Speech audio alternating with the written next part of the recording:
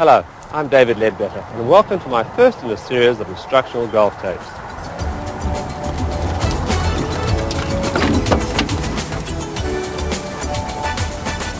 Well, hello, Bill. Hi, David. How are you? Good. Great to see you again. Nice to see you.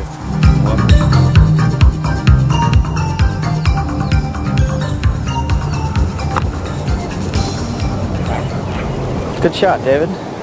Hello, Bill. How are you? Nice Fine, to see you thanks. again. Nice to see you. You know, when you're going to change your swing and go into new ground, so to speak, you really have to put a lot of trust in the person that you're going to work with. Nick, we have an interesting location for an instructional video. Yeah, this is the kind of place that I'm sort of was familiar with before I came to see you, Dave. Hello, I'm David Ledbetter, and welcome to Simple Secrets for Great Golf. Hello, I'm David Ledbetter, and it's a real pleasure for me to be with you once again. Welcome, I'm David Ledbetter, and it's a pleasure for me to bring to you From Beginner to Winner. You know, millions of well, amazing as it may seem, I've been making these instructional videos for 7 years.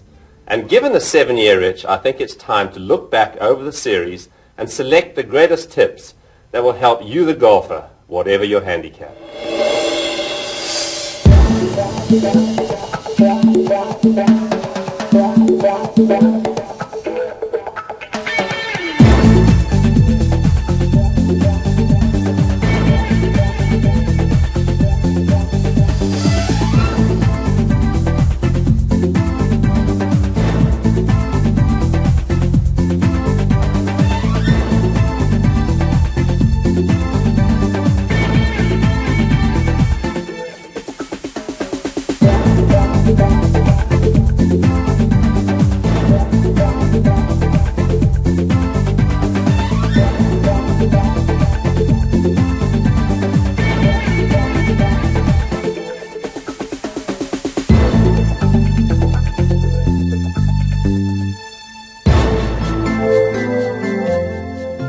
For simplicity's sake, I'm going to break this tape down into 4 separate sections.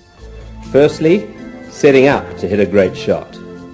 Secondly, the swing itself, some thoughts and some drills to get you to make a great golf swing. Thirdly, some speciality shots. And finally, the all-important short game area. Although I'm sure all these tips are really going to help you, only use one of them at a time, all right? Now, who better to start us off on this tape than one of my more promising students, Nick Price, who will help us to get to grips with the grips.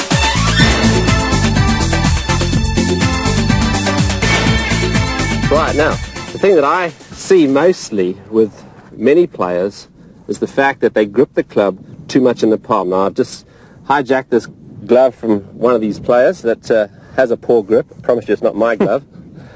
And we can see the wear up here, and that's simply because the fact the club is too much in the palm and there's a lot of motion, a lot of movement with the club during the swing. Right.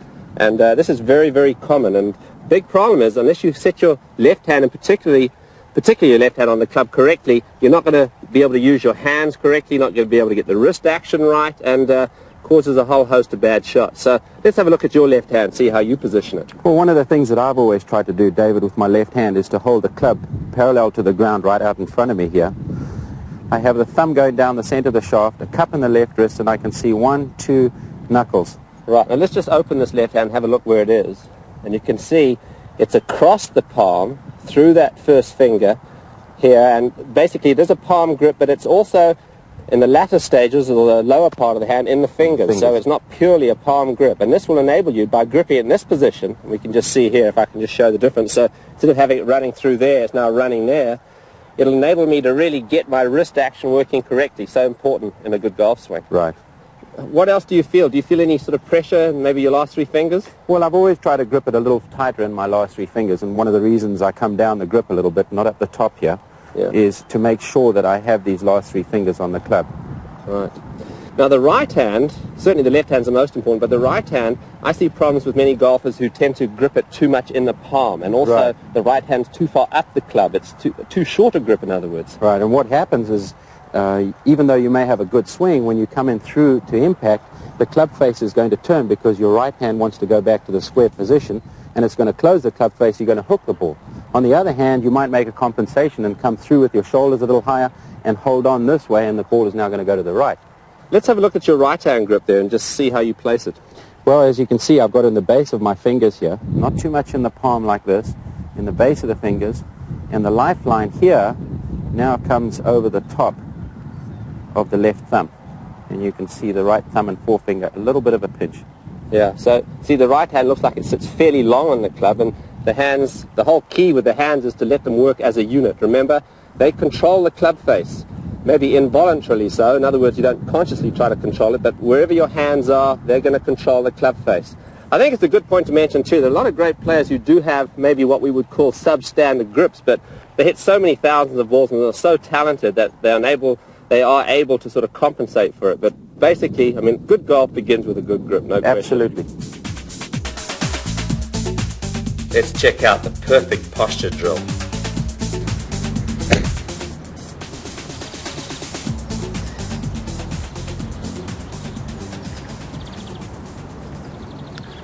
You know, posture really is the foundation of a good golf swing. And what I mean by that is getting your angles right at address. Learning to get your back straight, certainly your lower back. Getting into a position where it allows you to turn your shoulders consistently and maintain those angles through the shot consistently. We see so many players who address the ball poorly, and as a result, the club never gets back into the same position at impact on a regular basis. So understanding a little bit about geometry is really what it's all about. And that really means establishing those angles correctly at address. Now I have an excellent little drill here to actually help you to get your back in the proper position at address. Let me show you. What you do is you grab your golf club like this and put it behind your back and place it right down your spine. Hold the head with your left hand. So feel like the top of the club comes out somewhere near your head. Now you'll be able to feel in doing this that you can get your lower back nice and straight.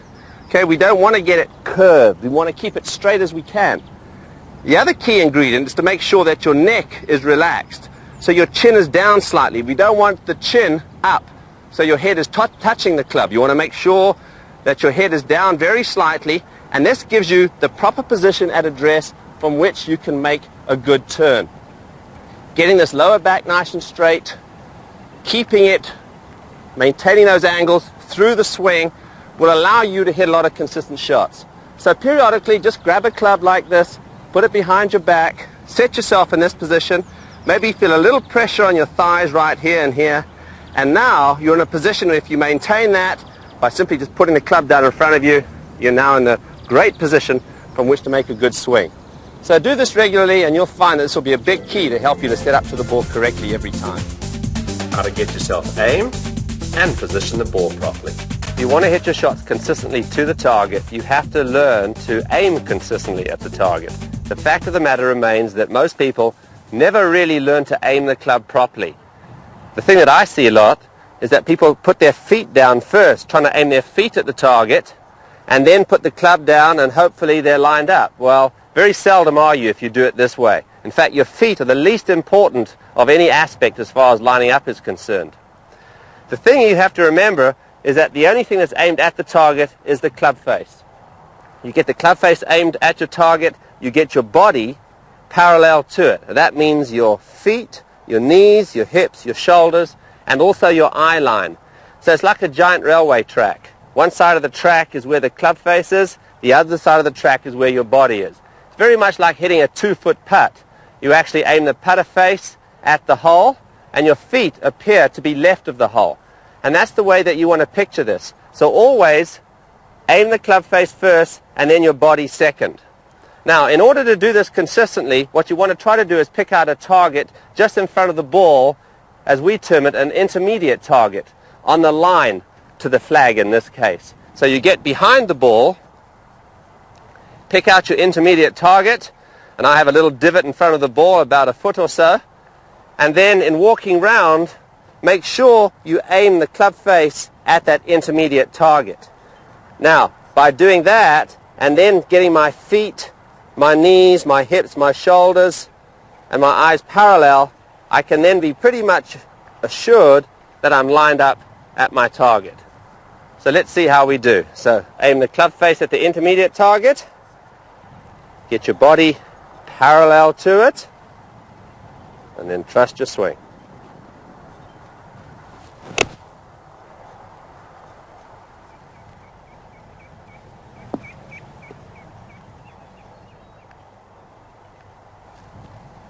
So there you have it.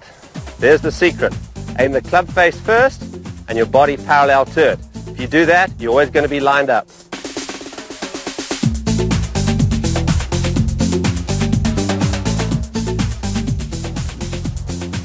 Final element we need to discuss, Nick, is the ball position.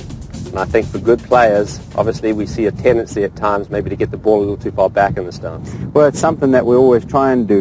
And I find that the further the ball gets back in the stance, I'm going to find the club coming from the inside too much, and I'm going to hook the ball. The optimum for me is just inside the left heel, Dave, where I'll have it nice and comfortable, just in front of my armpit here, as you can see. I'll just hang that there, we can see that. And what this encourages me to do is to chase after the ball toward the target. Right, also tends to help you to get shallow on and take a nice shallow divot with your irons. And obviously with your woods, you want the ball forward anyway. Right. And you might just show us with a 3-iron, and then we'll just show you with a 9-iron. Okay, there's a 3-iron. And I'll go ahead and hit this one.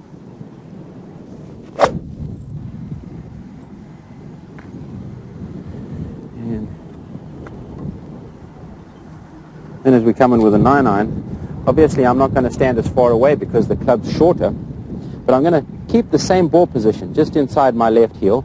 My right foot has come from a wide position into here, and I'm just a little closer to the ball. It's amazing because it really does look like it's further back. It's just an optical illusion when you move your right foot closer. That's right, and people often think that the ball should go further back with the shorter clubs, but I've always liked to keep it there. Okay? So here I am, just in front of the left heel. Feel very comfortable. Great, nice shallow divot, perfect. Now let's work on making a perfect swing.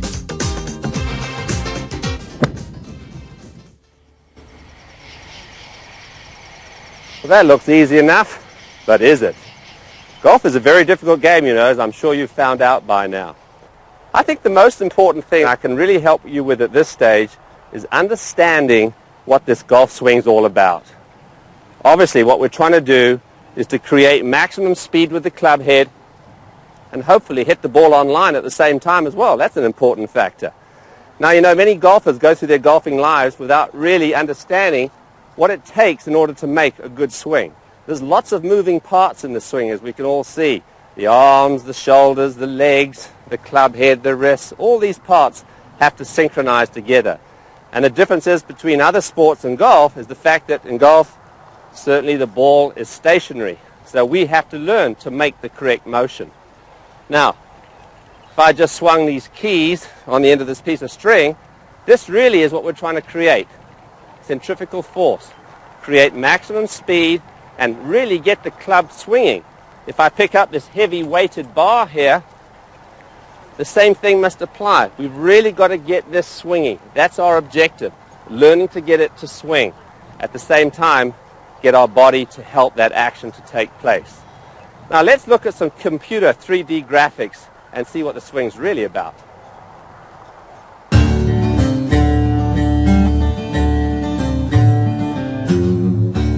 Very interesting when you look at the inner workings of a good golf swing. There are a lot of moving parts. We have to learn to synchronize the body motion with that of the arms and the club. You'll see as this golfer makes his swing, his hips and his shoulders do a lot of the work, yet the hands and arms and club have to swing in harmony with the movement of the torso. This is what beginners and most golfers for that matter have to learn to do, to get the right synchronization between the arms and club and that of the body. Now if we look at this from a slightly different angle, look how his spine moves. It's continually rotating. His body weight moves back to the right and it moves through to the left. If you can learn to do this with fluidity, rhythm, and good tempo, you're going to create a lot of club head speed and maximize that centrifugal force, which is going to give you long shots and on-line shots.